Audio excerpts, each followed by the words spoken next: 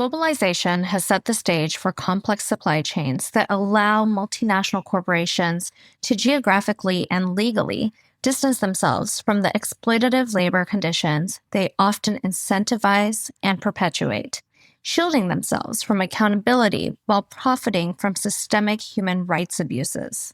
The recent wave of tariffs imposed by the current U.S. administration is not merely a matter of supply chain sustainability.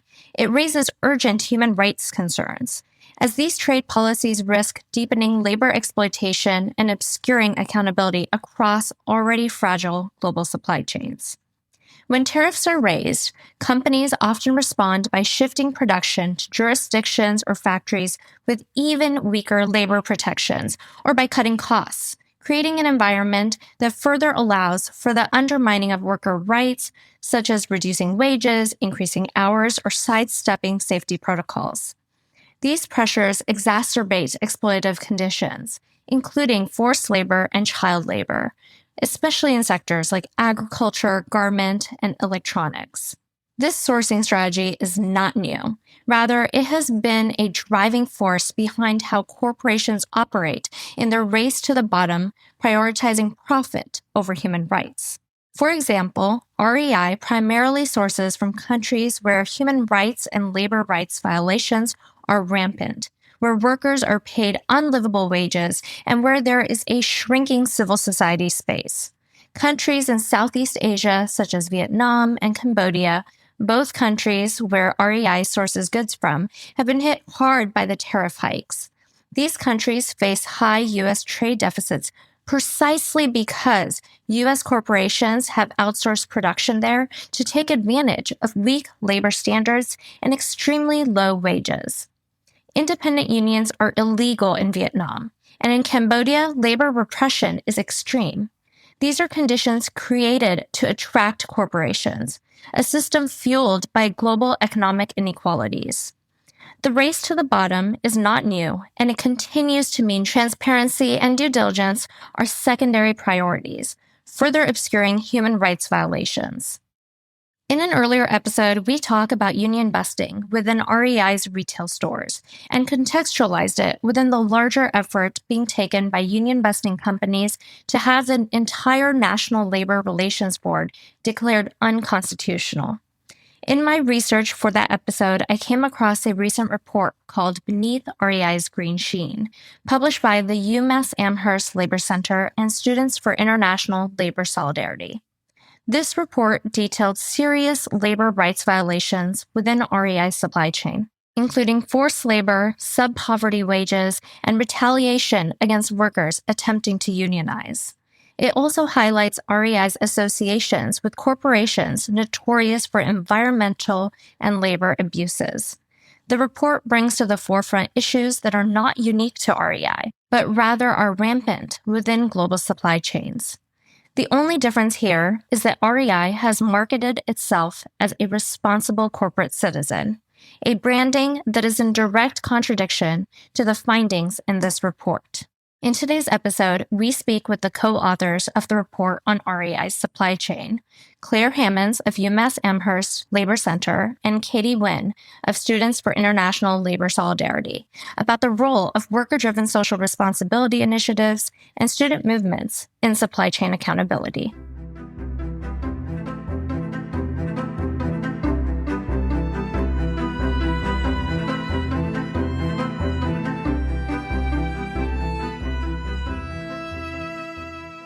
My name is Clare Hammonds. I'm a professor of practice at the UMass Amherst Labor Center.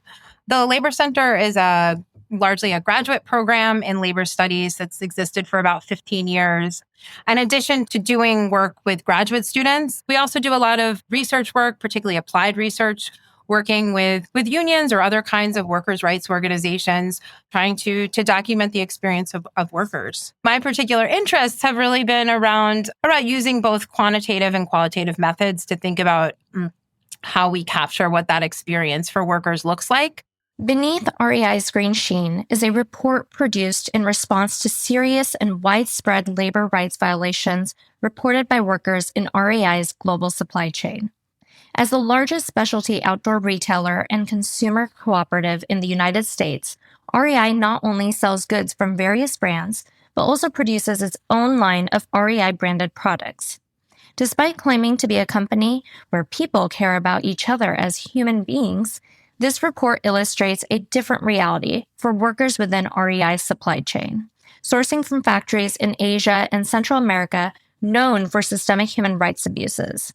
These abuses include forced labor, sub-poverty wages, and intense retaliation against workers for attempts to unionize, all violations of REI's labor code. REI is a company that's often thought of very fondly in the public image. It's a company that's done a lot of work around their image, particularly around their role in sustainability and promoting, both environmental sustainability, but also a whole sort of range of other sustainability factors, even including labor sustainability. In the last several years, particularly retail workers in their U.S. locations have begun to organize and highlight the ways in which the conditions faced by retail workers in their stores, in fact, don't often match with the image that REI tries to put forward about their company values. I got to meet some of the folks who work with SILS, which is our partner organization that was working on this project. And they were really interested in thinking about, what does this look like for REI workers who are not necessarily employed in retail stores, but are producing the goods that REI is selling in those stores. And this project really developed out of an interest in trying to just ask that question about, what does REI's labor practices look like outside of their retail stores and across their supply chain? Impact reports have become common practice by companies looking to communicate their social and environmental commitments. Impact reporting is only as meaningful as the transparency it provides. When reports offer limited visibility into the actual conditions on the ground, such as omitting the nature, extent, and outcomes of labor violations, they fail to serve much purpose other than a marketing tool or as a way to build self-congratulatory narratives that shield companies from scrutiny. Opaque or overly vague reports often obscure systemic issues and create a false sense of responsibility that feels good to the customer.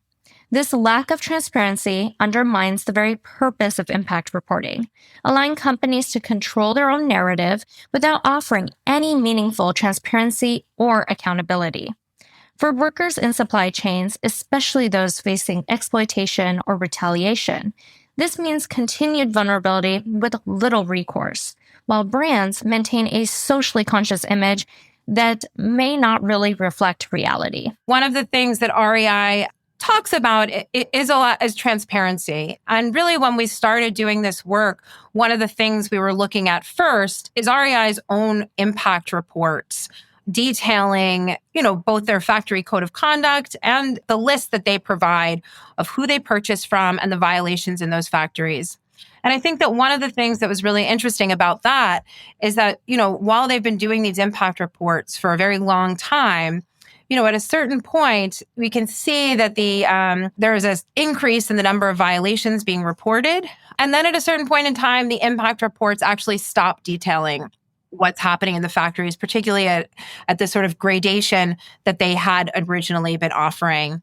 And that really meant for us that we wanted to answer this question about what's happening more recently, what's happening after these reports have stopped. And, this sort of period post-2014, when you see reduced levels of transparency and ending of at least public reporting on certain levels of noncompliance in factories, that was really what led us to sort of switch our tactics and switch our thinking and start to look at other kinds of data that might be available in order to understand what's happening in the factories. And there is a fair amount of public data. The data that we're using in these reports is nothing secret. It is nothing hidden. It is very publicly available data, and we've, compiled it in a way that sort of lays out the story about it. But I think it should be emphasized that this is not something that REI wouldn't know about. Using their supplier lists that are publicly available, we started doing research into all of the suppliers that are on their public lists. And this is what we sort of use to put together a grouping of different types of violations that are happening. It is important to distinguish between the act of reporting the commitment to taking corrective action, and the actual execution of that corrective action. For example, under California's Supply Chain Transparency Act, companies are merely required to disclose their efforts to address slavery and human trafficking in their direct supply chains. But critically, they're not mandated to implement any concrete remedies. In an era where information about labor violations is widely accessible and often well documented, claims of ignorance are increasingly untenable. This reality reframes the conversation. It is no longer a question of whether companies are aware of these abuses, but whether they are actually willing to take responsibility and pursue meaningful remedies to address and prevent them. The work that REI does, right, and the sustainability and sort of oversight programs that they have in place, they're part of these multi-stakeholder initiatives. They're a step beyond corporate social responsibility, which was sort of largely seen as a failure, and sort of try to introduce a group of NGOs and nonprofits who can be on the ground to help also do some of this work of investigating what's happening in factories and ensuring compliance. Multi-stakeholder initiatives have also been largely discredited for many of the same reasons, which is that they don't, they rely on the employer complying and engaging in a lot of self-reporting. But I want to say, in terms of how getting those stories about what's happening on the ground, some of the connections, particularly that SILS has through their sort of larger work on international labor solidarity, really provided the basis to have those kinds of relationships on the ground to collect those stories. Documenting labor rights violations in supply chains can be challenging because affected workers are often reluctant to share their stories due to fear of retaliation and job loss, among other reasons. Limited access to trusted reporting mechanisms and a lack of legal protections further discourage individuals from coming forward. In general, people are very reluctant to tell their stories, particularly when you're asking people to share stories that put them in a highly vulnerable situation. And I think overall, these stories, because they are largely anecdotal, we want to include them because I think it's important to tell the stories of workers and what they're experiencing on the ground and sort of what NGOs are seeing on the ground as they have these relationships with workers in these factories. But that being said, I think without disclosing too much personal information about these workers, we know that these stories are often seen as like, oh, that's just one person or that just didn't really happen. So we really try to use these stories to really supplement a set of public data and news information that can be seen as more robust and to sort of paint the picture without being overly reliant on them, in part because we know that stories like that will be more suspect to criticism. Worker voices are essential in documenting labor conditions in supply chains because they provide firsthand insight into daily realities that often go misrepresented or unacknowledged. Their experiences reveal systemic issues such as wage theft, unsafe working conditions, and exploitation that external audits or corporate reports may underreport or omit. Centering worker perspectives ensures that documentation efforts are grounded in truth, accountability, and lived experience. Beneath REI's green sheen highlights a magnitude of human rights violations under three primary categories: union busting, debt bondage, and partnership with eco-criminals. As acknowledged in the report itself, it is notable that even with a limited scope of research, a significant number of labor rights violations were identified at REI supplier factories. Workers are often too afraid to speak out about the abuses they experience, fearing retaliation from their employers.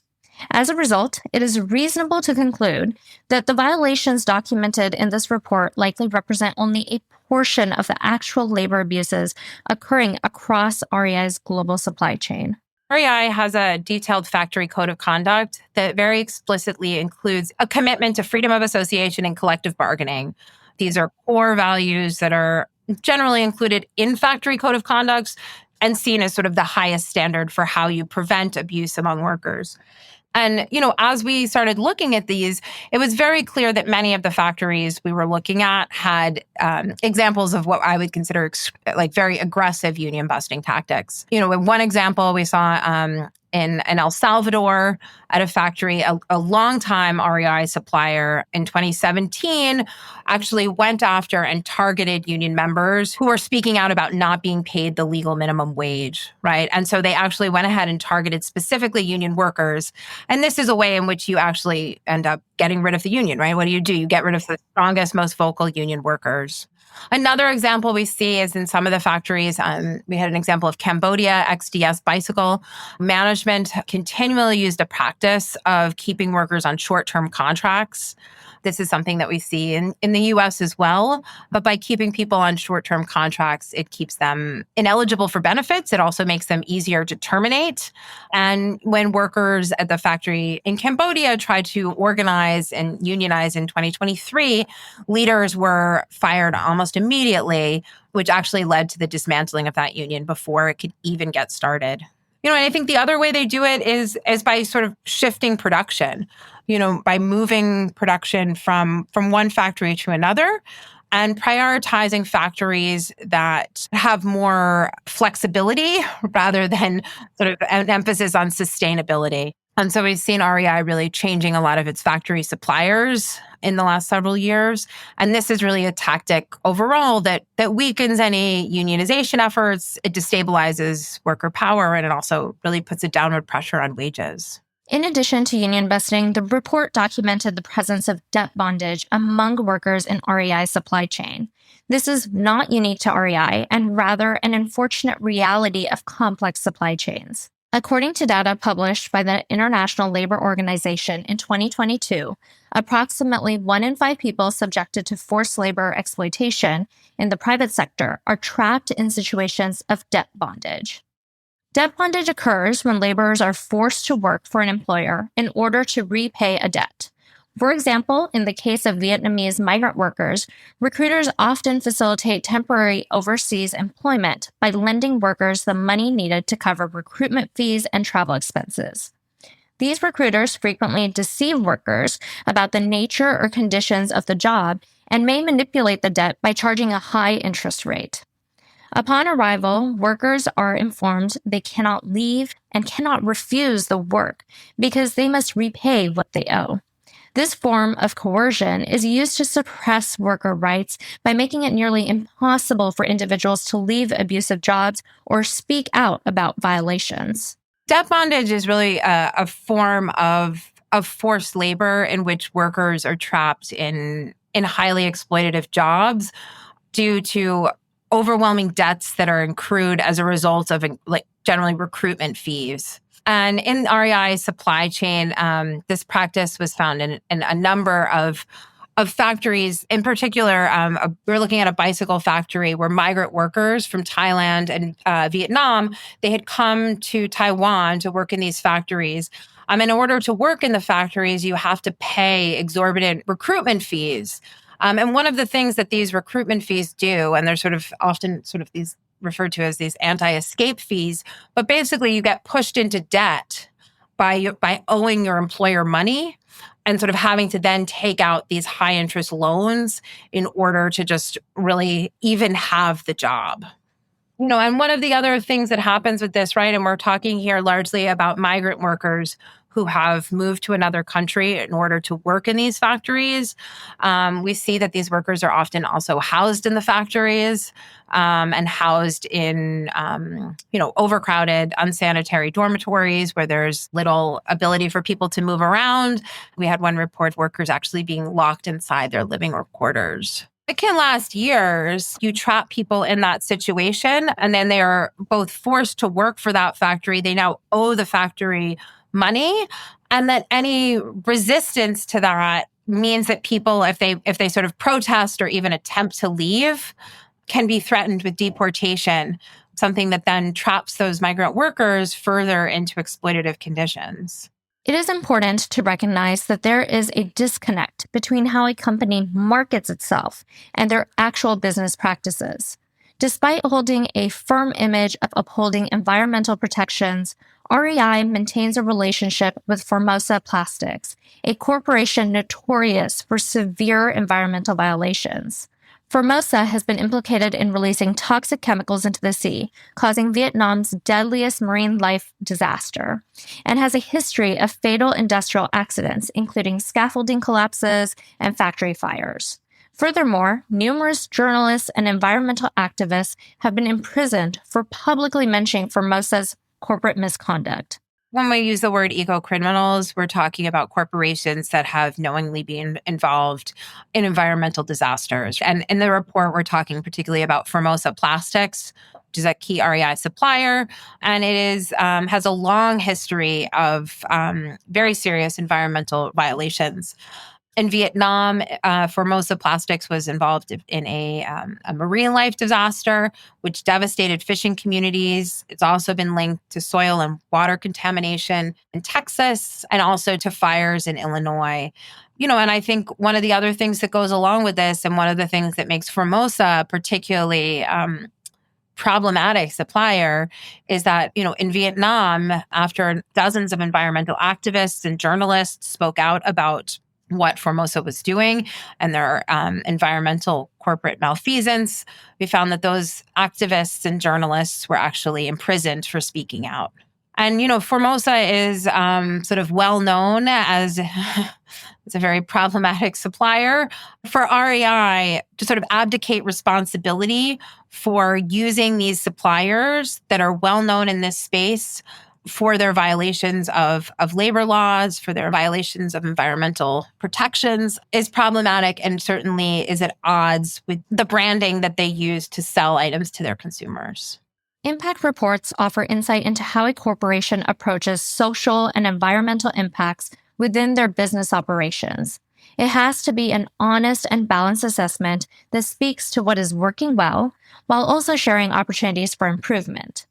Ideally, over time, you would expect a company to improve their reporting approaches, allowing for more transparency and ultimately more improvements. They continue to include labor standards in their reporting, but what's really changed is they were reporting in a very transparent way about the findings about particular labor issues in particular factories. And this would give you a very good sense of what was happening in their factories. And so you have to believe they still know what is happening in these locations. And so to assess working conditions in their supply chains, REI relies on a multi-stakeholder initiative. They use the Higg Index. The Higg Index is, it's a Walmart-founded index that's founded by the Sustainable Apparel Coalition. And it's one that, is seen, at least by workers' rights organizations, as problematic. One of the primary things is that it's just been very difficult to get accurate information from the NGO partners that are supposed to be on the ground supplementing the factory owners' perspectives on what is happening. And that's really been a challenge. And I think, there will continue to be these sorts of limitations for any social responsibility programs that are really largely reliant on the self-reporting of factories themselves.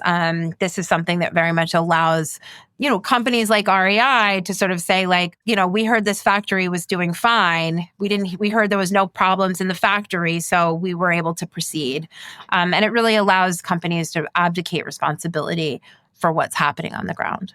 The Higg Materials Sustainability Index was created in collaboration between Walmart and Patagonia under the umbrella of Sustainable Apparel Coalition. It claims to measure a product's sustainability across its life cycle. It is of note that the Higg MSI operates as a for-profit entity, giving larger companies significant influence over how sustainability is defined. This approach relies on data sets that are not publicly accessible and are not subject to independent third-party verification. As a result, the Higg MSI enables retailers to present certain materials as more environmentally friendly than others, often in a way that reflects corporate interests. In 2022, the Norwegian Consumer Authority prohibited the use of the Higg Index, ruling that marketing claims based on Higg data are misleading and inaccurate. I think models of corporate social responsibility models, they've really largely been a failure in many respects. I think there is an opportunity there to think about how it is you start to create programs of worker-driven social responsibility, ones that really put workers at the center, both in terms of thinking about what is needed to create safe working places and also including workers in the process of actually evaluating what's happening in those factories. Worker-driven social responsibility initiatives, also known as WSR initiatives, represent a shift in the way labor rights and corporate accountability are pursued in global supply chains. Unlike multi-stakeholder initiatives, which often rely on voluntary commitments and place corporations, investors, and NGOs at the decision-making center, WSR initiatives prioritize the leadership and lived experience of workers themselves. This grounding in worker agency ensures the rights and protections being negotiated are not abstract principles, but responses to concrete, on-the-ground realities. Worker-driven social responsibility initiatives reflect a more equitable form of social responsibility by correcting the inherent power imbalances between corporations and workers. I have been working in the last several years with a US-based organization that relies on worker-driven social responsibility. It's an organization called Migrant Labor. It's based in Vermont. They do work with Vermont dairy farm workers. And in about 2014, they started a program called Milk with Dignity. The program actually puts pressure on buyers in order to get them to buy from farms, to buy dairy from farms that have signed on to a standard that includes a code of conduct that has been constructed by workers on these farms. And also workers are involved in actually sort of evaluating the conditions on the farms. And I feel like a model like that, which really sort of brings workers into the center and sort of puts pressure on buyers. In this case, one of the biggest companies that signed on is Ben & Jerry's, which has made a commitment to only buy dairy for their ice cream from farms that have committed to this standard. Programs like that really offer an opportunity both to create better conditions for workers and bring workers really in on the enforcement side as well and center them in that work. Examples such as these are powerful models to lead from and build on. What stands out is that these organizations are embedded directly within the communities they serve. However, in the context of global supply chains, that becomes a real challenge because it means we need grassroots civil society organizations to be present and active in the very communities affected. That level of embeddedness is often missing, especially in industries like apparel. So how do we bridge that gap? Yeah, I think that's right. I'm talking about migrant justice organizing dairy farm workers that has sold dairy to the farms and suppliers down the street, right? So it is all in one community.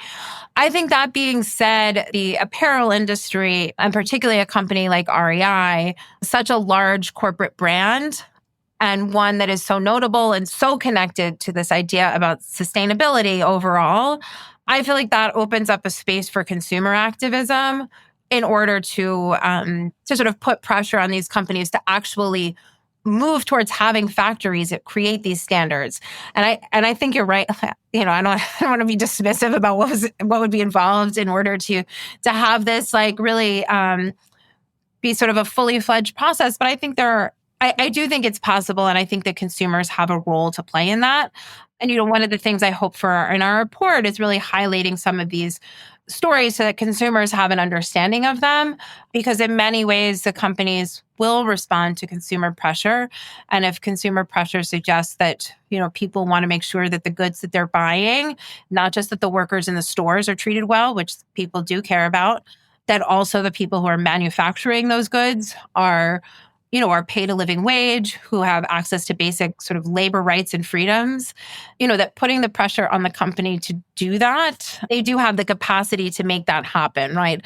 They do have the both the money in buying the items, but also the influence on the ground to support programs. And I would say overall, outside of, just a general sense that this is like the right thing to do, this could be framed for the company as a sort of a beneficial from their bottom line perspective, right? Which is that people want to buy things that they feel like are in line with the values of the store that they've walked into. Over the years of working within the realm of responsible business, I've witnessed firsthand how entrenched power dynamics within corporate structures consistently reinforce the status quo. Despite growing rhetoric around corporate accountability and stewardship, the absence of meaningful worker representation from across the value chain, particularly at the board level, renders most commitments to social responsibility performative. Without institutional mechanisms that give workers a meaningful seat at the table, the interests of those most affected by corporate practices will continue to be sidelined. Responsible business requires a fundamental reimagining of governance structures. Right now, there's a level of sort of invisibility of these folks that makes it possible for REI to say like, oh, we didn't know, we don't see it, it's not here. And certainly bringing those folks to the table and involving them at a decision-making level would be transformative.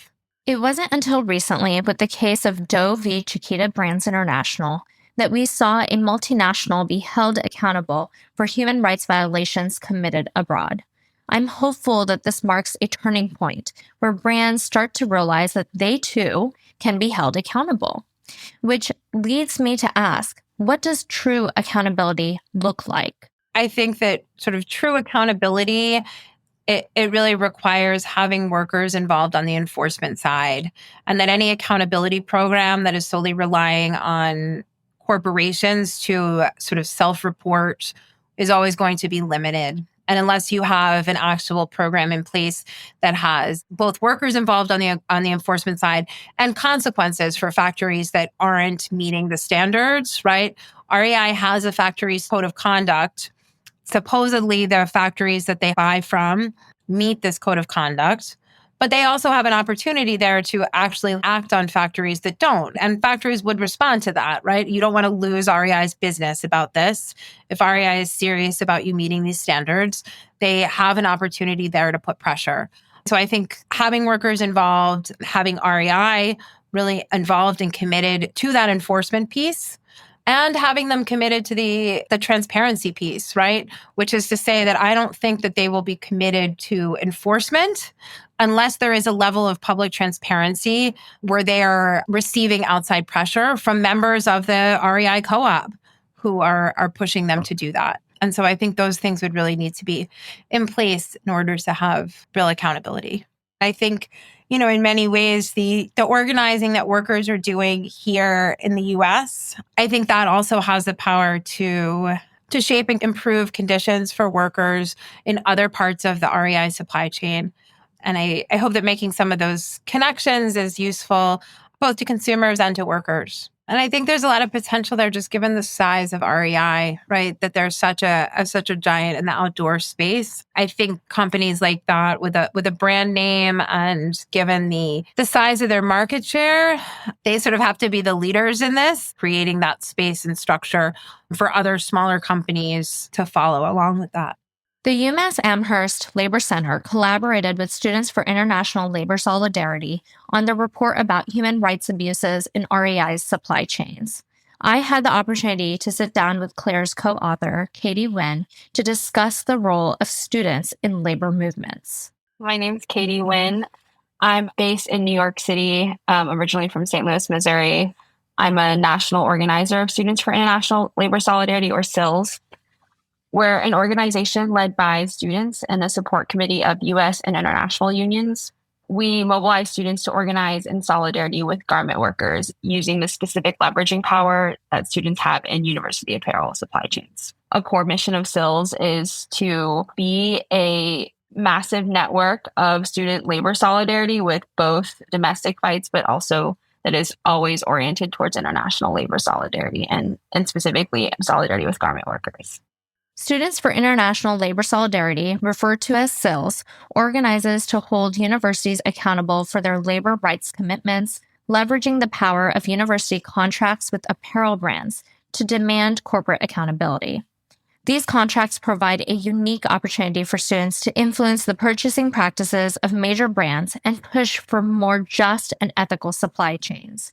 With university chapters across the country, including UC Berkeley, UT Austin, University of Michigan, and NYU, to name a few, SIL's student leadership works hand in hand with a support committee of representatives from various North American unions, including Workers United, Service Employees International Union, United Steelworkers, United Food and Commercial Workers, and international unions, including representatives from Cambodia, Bangladesh, India, Lesotho, and Honduras. We worked with a fantastic team of researchers at UMass Amherst, and we at SILS did a lot of the in-person research. As you may know, REI is the largest consumer co-op and largest outdoor gear retailer in the US. I'd say many consumers associate REI with ethical business practices. I think the brand works really hard to promote their branding around being sustainable and having progressive values. But this report reveals a vastly different reality. Through our investigation, we found that REI's supply chain was rampant with labor abuses, including forced labor, wage theft, anti-union tactics, union busting, and long-standing relationships with companies involved in severe environmental destruction.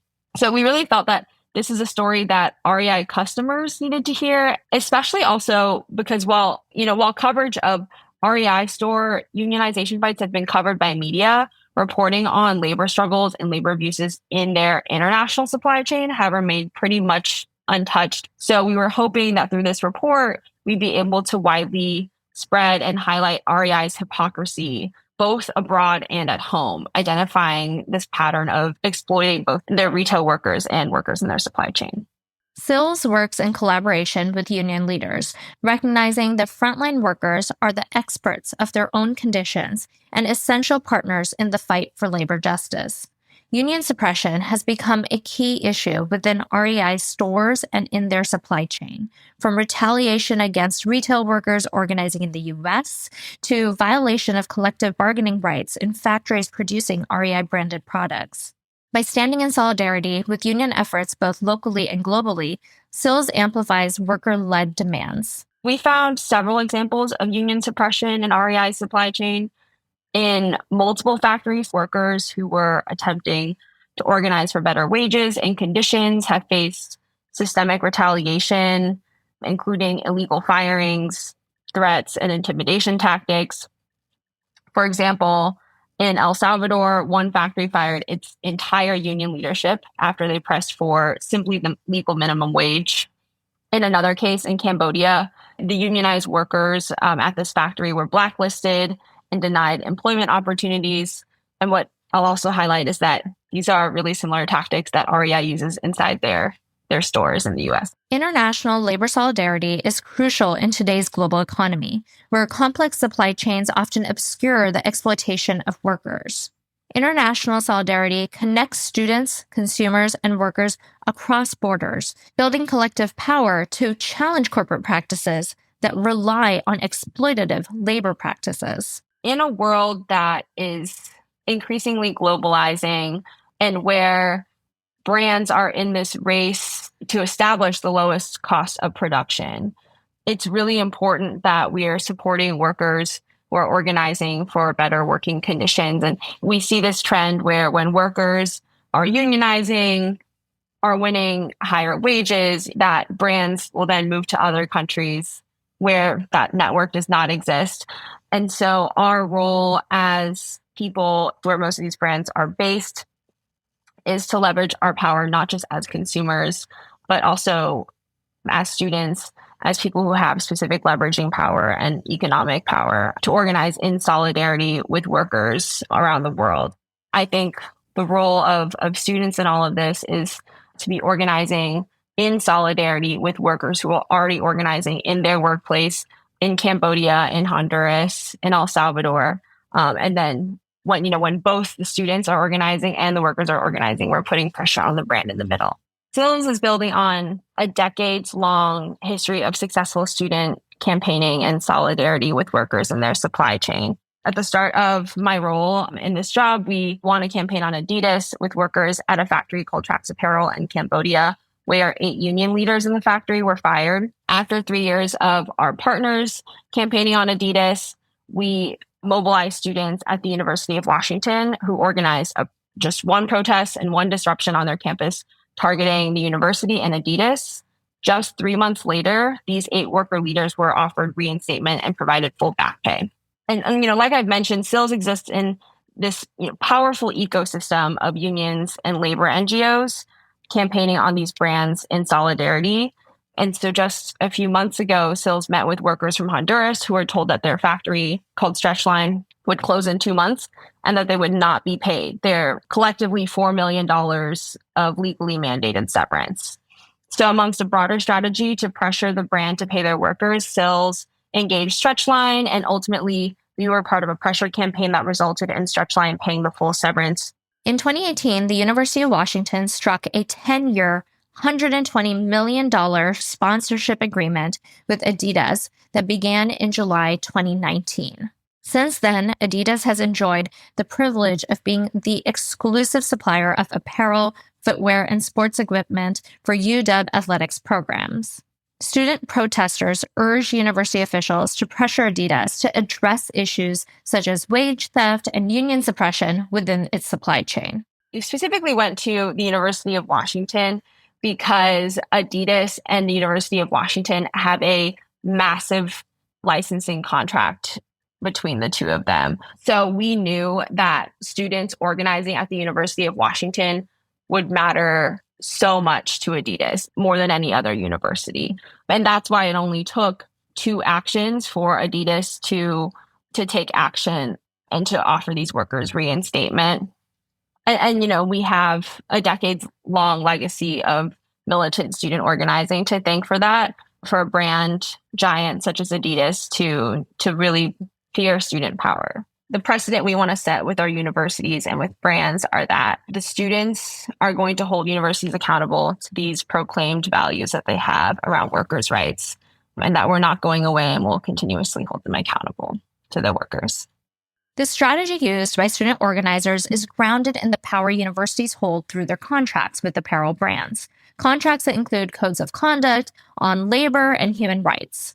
When brands violate these commitments, students can pressure their universities to enforce accountability. This can include demanding the reinstatement of fired workers or the payment of owed severance. If a brand fails to comply, students can call on their university to cut ties altogether. This has taken shape through a legacy of persistent student organizing.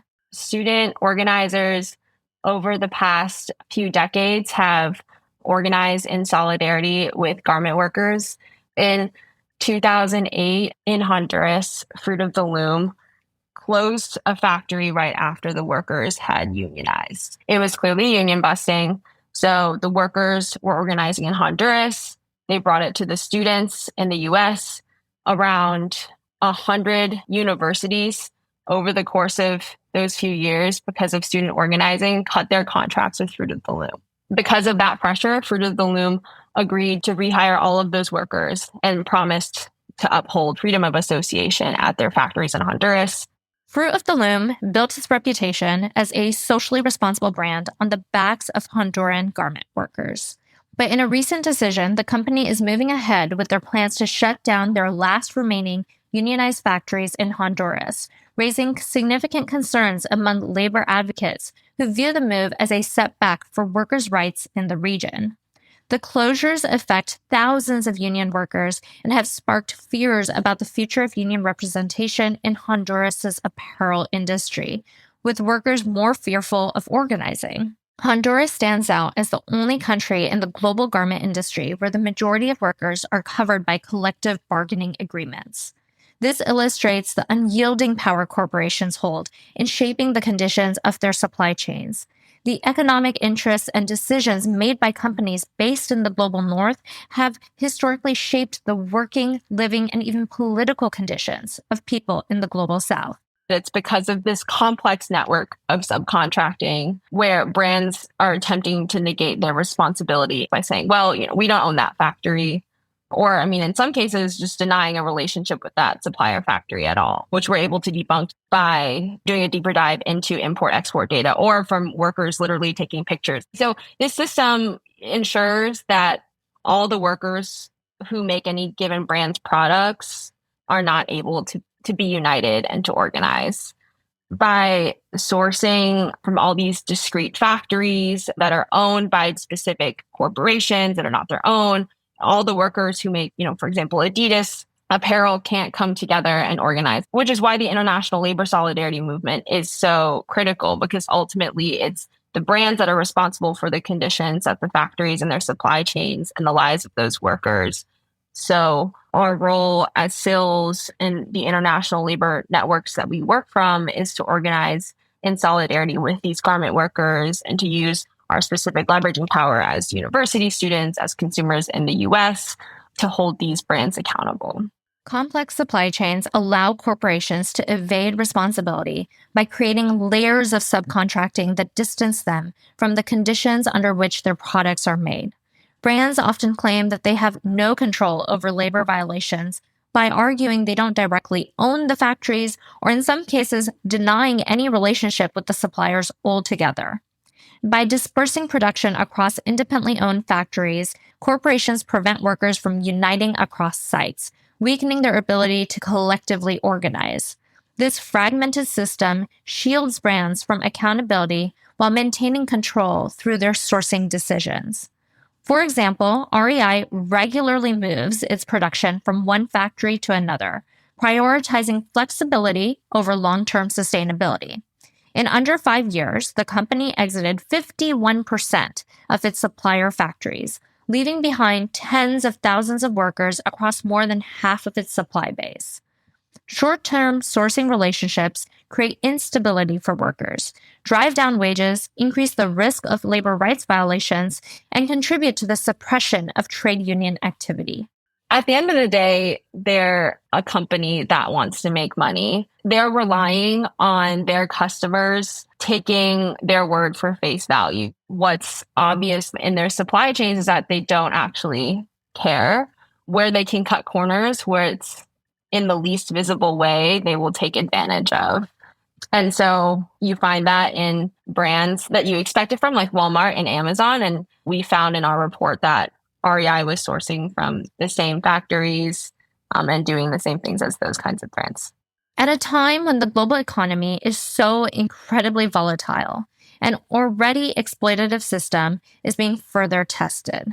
So where do we go from here? Global trade policies and international agreements have a huge impact on labor rights because they set the rules for how goods are produced and traded across borders. A lot of these agreements, for example, treat free trade deals like USMCA, North America, or mandatory human rights due diligence from the EU, have clauses that are meant to protect workers, but in reality, enforcement of those clauses are really weak, which is why students and young people play such a critical role in making it clear to brands that they do expect brands to protect and do right by the workers who make their products.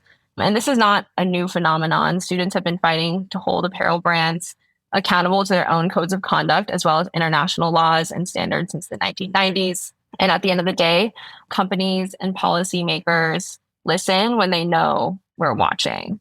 So if we want real change in labor rights, we have to keep organizing.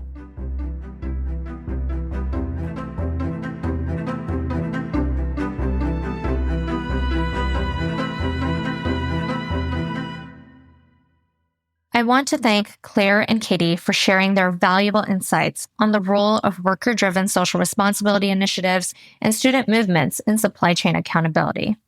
The story of REI's supply chain is not an anomaly. It's emblematic of a broader global system where profit is prioritized over people, and where so-called corporate responsibility initiatives often serve as more of a PR tool than a mechanism for meaningful accountability. These initiatives routinely fall short of protecting the very workers whose labor upholds entire industries. What we see with REI is part of a larger pattern.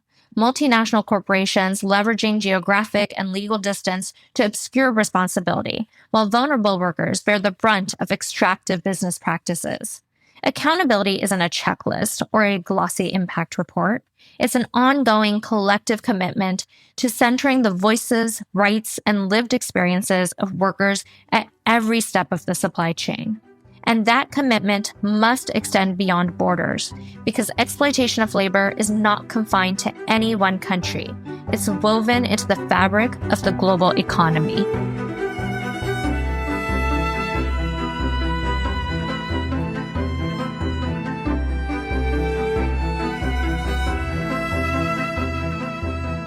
With that, I want to thank all of you for tuning in. This podcast is entirely listener-supported. I truly hope you consider contributing to it by visiting artofcitizenry.com/support. Please remember to subscribe to Art of Citizenry wherever you listen to podcasts and give it 5 stars.